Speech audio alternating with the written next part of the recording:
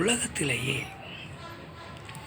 தெய்வ குழந்தைகளை பெற்றெடுத்த பூமி என்றால் அது இந்தியாவைத்தான் சாரும். ஏனென்றால் அந்த அளவுக்கு தெய்வங்கள் மனிதர்களாக தோன்றி மக்களுடைய இன்னல்களை போக்க அவதாரங்களாக தோன்றிய ஒரு பூமி தான் இந்தியா.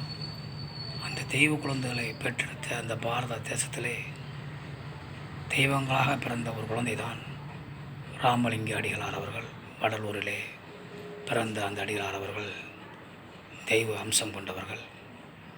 நாமெல்லாம் நடந்து சென்றால் நம் நிழல் நம்மை தொடரும், ஆனால் அவர்களுக்கு நிழலே கிடையாது. அந்த தெய்வீக மனிதன் இந்த உலகத்திலே தோன்றிய அனைத்து உயிரினங்களும் துன்பப்படக்கூடாது, எல்லாரும் சந்தோஷமாக வாழ வேண்டும். மண்ணில் பிறந்த அனைத்து உயிரினங்களும் சந்தோஷமாக வாழ்ந்து சந்தோஷமாக மறைய வேண்டும்.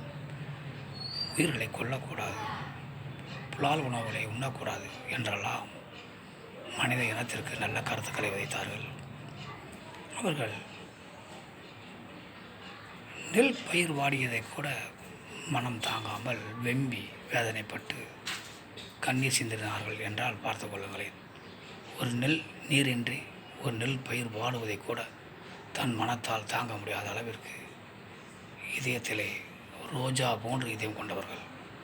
அப்படிப்பட்ட ஒரு தலைவன், ஒரு தெய்வீக மனிதன் இந்தியாவிலே பிறந்து நமக்கெல்லாம் புகழை ஏற்படுத்தினார்கள். அந்த வள்ளலார் அவர்கள் இந்த நாட்டிலே உணவின்றி, இந்த நாட்டில் மட்டுமல்ல உலகத்திலே உணவின்றி எந்த ஜீவனும் இருக்கக்கூடாது என்பதற்காக வடலூரிலே அன்னதான ஏற்பாடு செய்வதற்கு அடுப்பை ஏற்றி வைத்தார்கள். இன்று வரையில் அந்த அடுப்பு இருந்து கொண்டிருக்கின்றது. அந்த பூமியிலே யாரும் பசி பட்டினியோடு போக வேண்டாம், அன்னதானம் சாப்பிட்டு செல்லலாம். அப்படிப்பட்ட ஒரு தெய்வீக மனிதன் வள்ளலார் அவருடைய புகழை பாடுவோம், அவருடைய புகழை நாம் என்றைக்கும் பறைசாற்றுவோம், அவருடைய அந்த அறவழியிலே வாழ்வோம் என கூறி இதுவரையில் உங்களோடு இந்த கருத்துக்களை பகிர்ந்தமைக்கு மகிழ்ச்சி அடைகிறேன். நன்றி, வணக்கம்.